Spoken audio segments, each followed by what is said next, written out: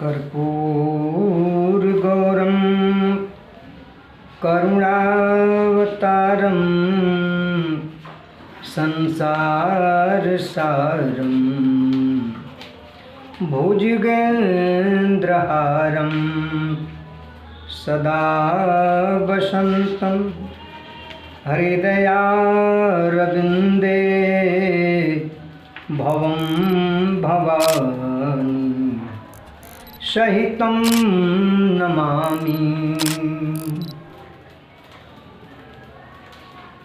विश्वोद्भव स्थितिलयादिषु हेतुमेकं गौरीपतिं विदितत त्वमनन्तकीर्तिं मायाश्रयं विगतमायामचिन्त्यरूपं बोधस्वरूपम् अमलं हे शिवं नमामि। आमीन।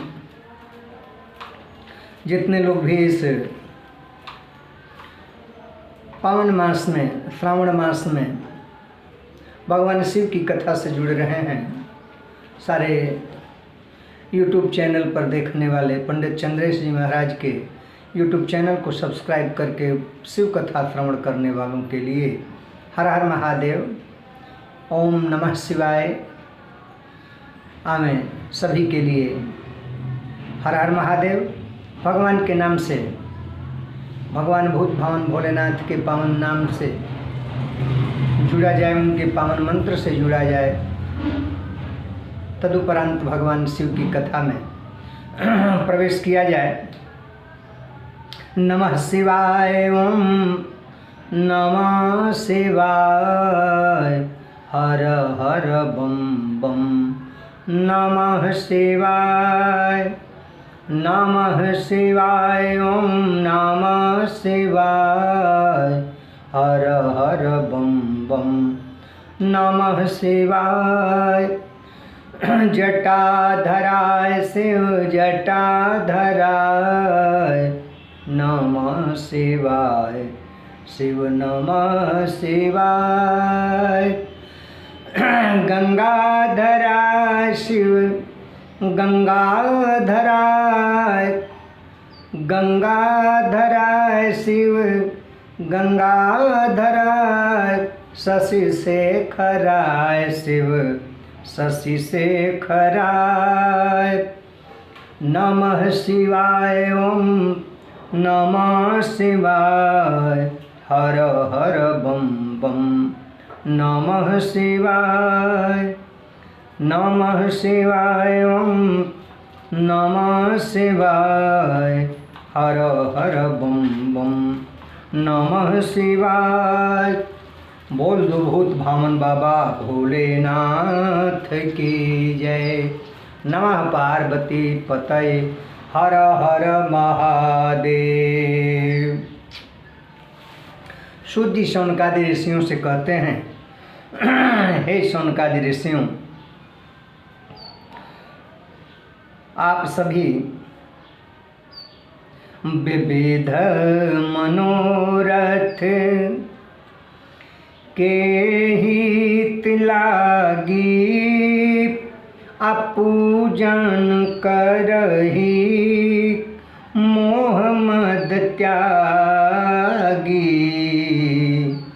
जो नर करहीं लिंग शिव पूजा, तेहि समान सौ भाग्य न दूजा। जो नर करहीं, जो मनुष्य, ये पिछली कथा में हम लोग श्रवण कर किए, लिंग पूजन का विधान बताए हैं।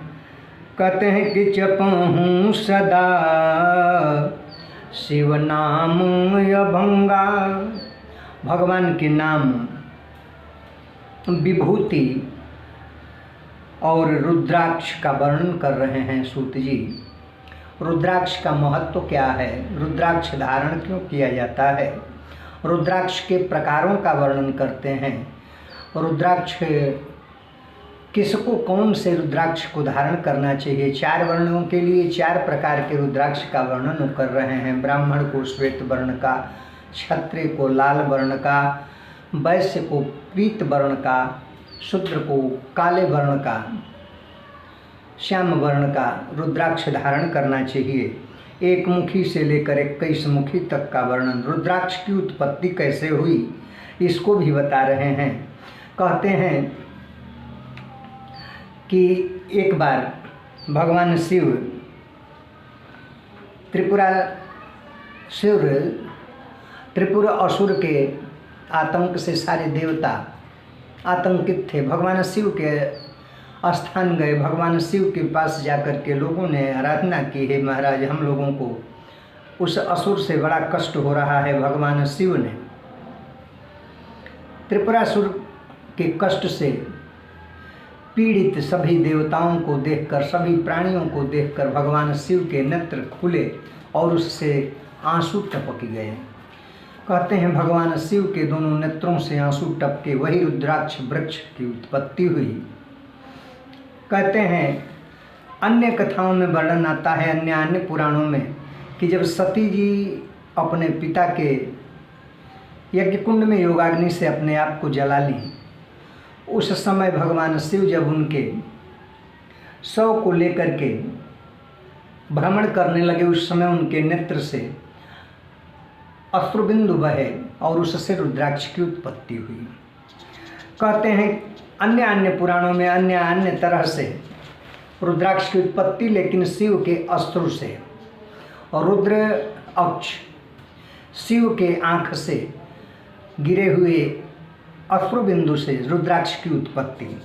कहते हैं कि जपहूँ सदा शिव नाम अभंगा, भगवान शिव के नाम को निरंतर जपने वाले शिव शिव शिव शिव अतन विभूति रुद्राक्ष धरी अंगा, तन में विभूति लगी हो, गले में, मस्तक पर, हाथ में, कमर में, यज्ञोपवीत में रुद्राक्ष पहना हो। अगर हर जगह न सही, गले में ही 108 मणिये का रुद्राक्ष, कहते हैं आंवले के समान आकार का रुद्राक्ष उत्तम माना गया। उससे छोटा बेर के समान मध्यम और सबसे छोटे रुद्राक्ष को निम्न बताया गया। कहते हैं कि ये तीनों भगवान शिव का नाम विभूति और रुद्राक्ष त्रिवेणी के समान है। सूत जी कहते हैं भगवान शिव का नाम गंगा है, विभूति यमुना है और रुद्राक्ष सरस्वती है। त्रिवेणी सम अघ कर नासा, अपावे सोई जो रहे उरयासा। जो इन तीनों का आश्रय लेता है, भगवान शिव के नाम, विभूति और रुद्राक्ष का आश्रय लेने वाला, जो भी मन में सोचता है, जो हृदय में मनोकामना करता है, वह सारी की सारी मनोकामना पूर्ण होती है। कहते हैं कि भस्म से त्रिपुंड लगावे। सूत जी भगवान शिव के लिंग पूजन का, भगवान के निर्विकार निष्कल और सकल मूर्ति और लिंग की पूजा के विधान को बताते हुए कहते हैं कि लिंग का पूजन करें तो कैसे, भाल त्रिपुंड भस्म के करई, अनंत काल शिव पुर पग धरई। जो अपने भाल पर, ललाट पर 3 रेखाओं का त्रिपुंड भस्म से करता है और त्रिपुंड धारण भस्म लगाकर त्रिपुंड धारण किए रहता है, उसे अन्य कोई यम के दूत या अन्य कोई स्पर्श नहीं करता। उसे लेने के लिए शिव के ही गण आते हैं और उस शिव लोक को जाता है। लिंग का पूजन करने वाला अपने भाल पर भस्म का लेप करके, भस्म का त्रिपुंड लगा करके और लिंग का पूजन करे। कहते हैं लिंग का पूजन कैसे, तो ब्रह्म मुरारी सुरार्चित लिंगम निर्मल भासित शोभित लिंगम जन्मज दुख विनाशक लिंगम तत् प्रणमामि सदा शिवलिंगम देव मुनि प्रवरार्चित लिंगम कामदहं करुणाकर लिंगम रावण दर्प विनाशन लिंगम तत् प्रणमामि सदा शिवलिंगम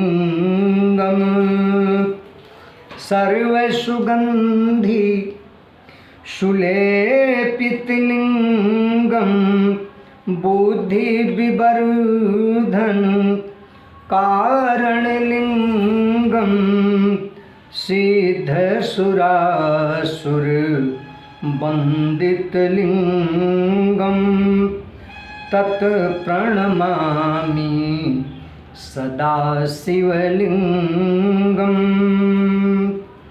कनक महामणि भूषित लिंगम फणिपति वेष्टित शोभित लिंगम दक्ष सुयज्ञ विनाशक लिंगम तत् प्रणमामि सदा शिवलिंगम कुंकुम चंदन लेपित लिंगम पंकजहार सुशोभित लिंगम संचित पाप विनाशन लिंगम तत् प्रणमामि सदा शिवलिंगम देवगणार्चित सेवित लिंगम भावैर्भक्ति भिरेव च लिंगम दिनकर कोटि प्रभाकर लिंगम तत् प्रणमामि सदा शिवलिंगम अष्टदलोपरि वेष्टित लिंगम सर्वसमुद्भव कारण लिंगम अष्टदरिद्र विनाशित लिंगम तत् प्रणमामि सदा शिवलिंगम सुरगुरु सुरवर पूजित लिंगम सुरवन पुष्प सदार्चित लिंगम परात्परम परमात्मकलिंगम तत् प्रणमामि सदा शिवलिंगम तत् प्रणमामि सदा शिवलिंगम। सूत जी कहते हैं शौनकादि ऋषियों से, इस तरह से शिव की पूजा, शिव नाम जपते हुए, विभूति लगा करके, रुद्राक्ष धारण करके, मस्तक पर त्रिपुंड धारण करके भगवान शिव की पूजन करें। लिंग का विवरण करते हुए सबके लिए, देवताओं के लिए, असुरों के लिए, गंधर्वों के लिए, नागों के लिए, अन्य अन्य चराचर के प्राणियों के लिए, सबके लिए अलग अलग प्रकार का, अलग अलग धातु का, स्त्रियों के लिए, पुरुषों के लिए अलग अलग प्रकार के लिंग का वर्णन उन्होंने किया। कहते हैं कि लिंगाष्टकमिदं पुण्यम यह पठे क्षेव सन्निधौ अशिवलोकम वाप्नोति शिवेन सह मोदते। लिंगाष्टक का नित्य ही जो लिंग पर, शिवलिंग पर अर्घ देते हुए, जल चढ़ाते हुए पाठ करे, भगवान शिव उसके ऊपर बड़े प्रसन्न होते हैं। बेल का कहते हैं, श्रीफल बेल का, भगवान बेलपत्र का सूत जी शौनकादि ऋषियों से वर्णन कर रहे हैं। बेलपत्र का क्या महत्व है, क्या महिमा है, बेल क्या है। तो बेलपत्र सब कुछ भी न चढ़ावे, भगवान शिव को त्रिदली अगर बेलपत्र चढ़ा दे, भगवान शिव उस पर बड़ा प्रसन्न होते हैं। कहते हैं कैसे चढ़ावें, तो कहते हैं बिल्वाष्टकम का वर्णन आया। कहते हैं बृहत स्तोत्र रत्न में बिल्वाष्टकम का वर्णन आया। बेलपत्र को इकट्ठा करें। इस बेलपत्र को पार्वती की ही सामान्यता मिली, माता पार्वती का स्वरूप कहा गया। कहते हैं कि त्रिदलम त्रिगुणाकारम त्रिनेत्रम च त्रयायुधम त्रिजन्म पाप संहारम एक बिल्वम शिवार्पणम। कहते हैं इस त्रिदल वाला, 3 पत्ते वाला त्रिदल बेलपत्र लेकर के भगवान भोलेनाथ को अर्पण करे, और नहीं तो उस पर राम नाम लिख ले, ओम नाम लिख ले, शिव नाम लिख ले। वैसे राम नाम चंदन से लिख करके भगवान शिव पर अर्पण करे, शिवलिंग पर चढ़ावे, शिव बड़े प्रसन्न होते हैं। कहते हैं त्रिसखैर बेल्वपत्रैश्च यक्षिद्रै कोमलै शुभै शिव पूजां करिष्यामि हे कबिल्वं शिवार्पणम् अखंड बिल्वपत्रेण पूजिते नंदिकेश्वरे शोध्यन्ते सर्वपापेभ्यो एक बिल्वं शिवार्पणम् शालिग्राम शिलामेकां विप्राणां जातु अर्पयेत् सोमयज्ञ महापुण्यम एकबिल्वं शिवार्पणम् दंतिकोटि सहस्राणि वाजपेय शतानि च कोटिकन्या महादानम् एकबिल्वं शिवार्पणम्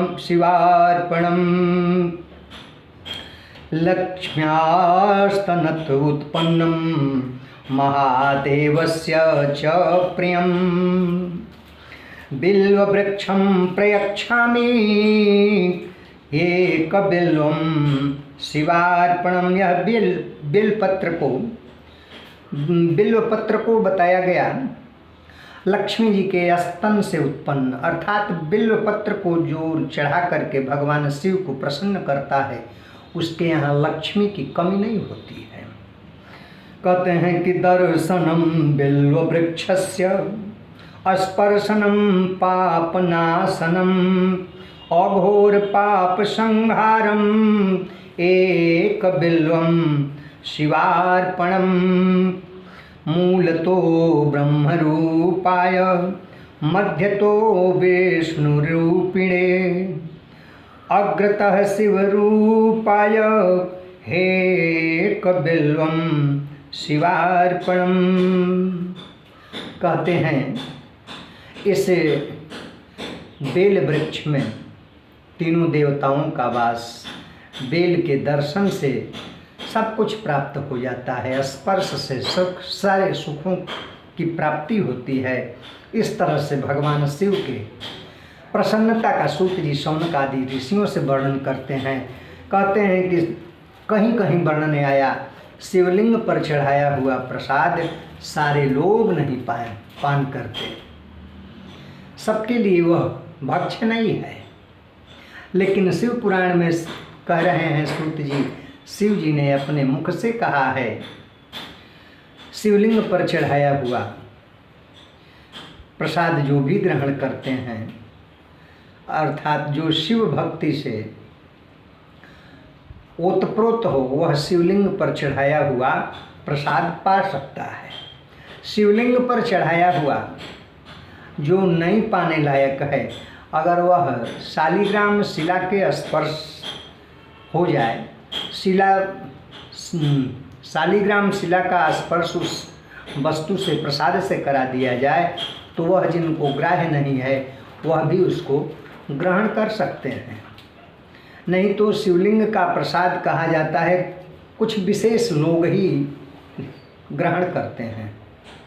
जो गोस्वामी जाति के होते हैं, गिरी लोग ही उसको ग्रहण करते हैं। लेकिन शिव पुराण में शिव भक्तों के लिए वह ग्राह्य है, शिव भक्त उसे पा सकते हैं। कहते हैं सूत जी शौनकादि ऋषियों से कि भाले त्रिपुंड भसम के करई अंत काल शिवपुर पग धरई। भगवान शिव के पूजन में, रुद्राक्ष के धारण में शौनकादि ऋषियों ने प्रश्न किया, क्या विशेष जाति विशेष धर्म के लिए है? नारी भी इसकी भागिनी है। सूत जी ने कहा कि जाति पाति अरे न धर्म के भेदा, अशिव भगति यश गावहि वेदा। कोई जाति पाति धर्म का इसमें बंधन नहीं है, कोई भी लिंग पूजन कर सकता है, कोई भी रुद्राक्ष धारण कर सकता है। कहते हैं कि ब्राह्मण क्षत्रियो वैश्य शूद्रो वा प्रतिलोमजः पूजयेत् सततं लिंगम तन्मंत्रेण सादरम। जो शिवलिंग के पूजन का अधिकारी है, अर्थात चराचर के जितने भी जीव प्राणी हैं, सभी लोग तो पूजन कर नहीं सकते, लेकिन जो कर सकते हैं वो सब कर सकते हैं, किसी को कोई बंधन नहीं है। आज जो भगवान का पूजन करने योग्य हैं, कर सकते हैं, वो रुद्राक्ष भी धारण कर सकते हैं। कहते हैं कि महिमा सूते रुद्राक्ष के कई अशिव रही बस जे तन धरही। कहते हैं कि उस रुद्राक्ष की महिमा का वर्णन सूत जी करके कहते हैं कि जो धारण करता है शिव उसके वश में रहते हैं। अब इस तरह से वर्णन करते हुए भगवान शिव के लिंग के बेल का, रुद्राक्ष का पूजन का विधान वर्णन करते हुए सूत जी विद्येश्वर संहिता को विराम देते हैं और रुद्र संहिता में प्रवेश करते हैं। इस पार्ट के लिए इतना ही। अब अगले पार्ट में रुद्र संहिता का हम लोग श्रवण करेंगे। हर हर महादेव, जय शिव शंभो।